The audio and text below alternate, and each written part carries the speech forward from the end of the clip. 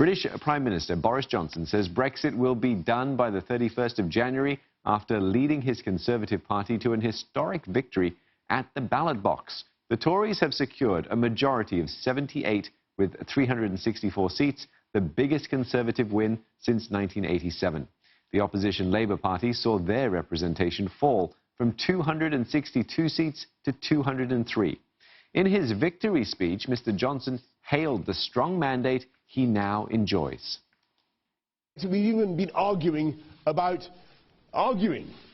the tone of our arguments. I will put an end to all that nonsense, and we will get Brexit done on time by the 31st of January. No ifs, no buts, no maybes.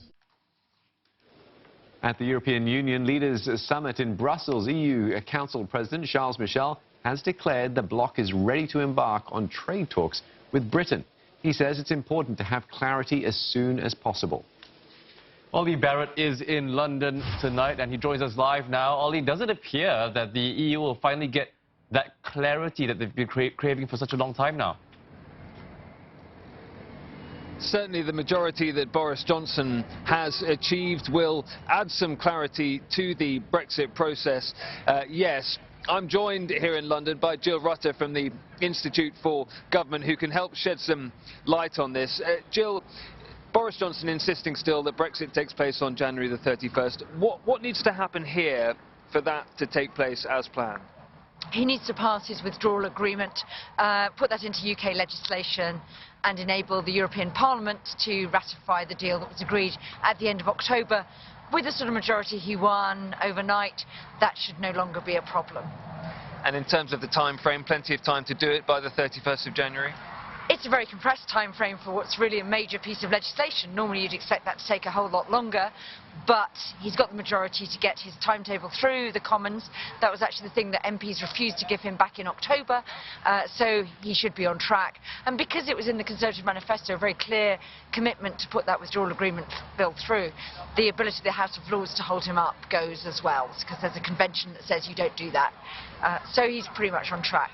And he calls that getting Brexit done, but it's not quite that simple, is it? No, it's not that quite simple. That means the UK leaves, so in that sense we are no longer an EU member, no longer a question of whether we want to remain or not. We can't do that, we'd have to rejoin.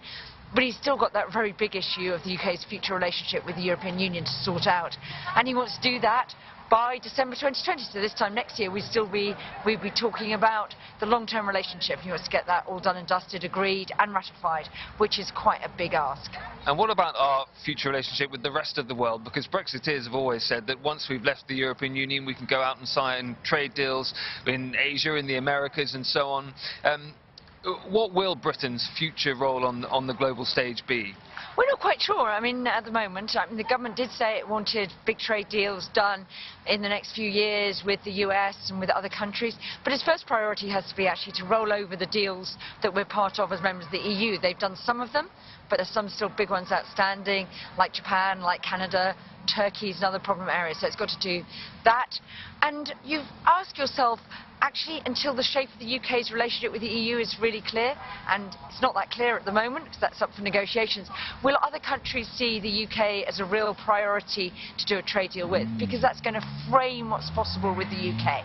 So I think that's going to be an agenda for the next Parliament, but maybe not too much progress in the coming year until we sort that relationship with the EU.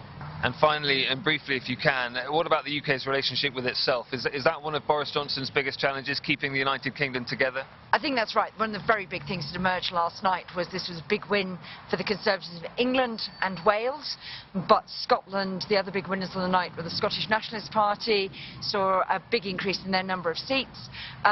They will use that to press again the case for another referendum there, the right to hold one.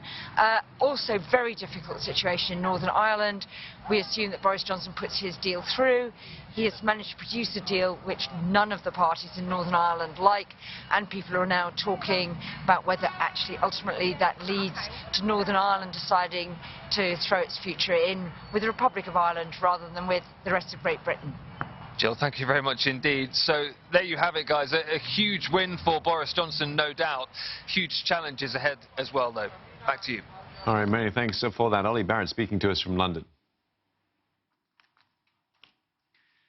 So with all but one result declared for the 650-seat parliament, the Tories have secured 364 seats in the House of Commons. The 78-seat majority is the biggest Tory victory since 1987. Prime Minister Boris Johnson has thanked both his supporters and voters that wouldn't normally vote for his Conservative Party, promising to repay their trust. Celebrations also in order for the Scottish National Party, which won 48 of the 59 seats in its home territory. SNP leader Nicola Sturgeon says the result gives her a reinforced mandate to push for another independence referendum.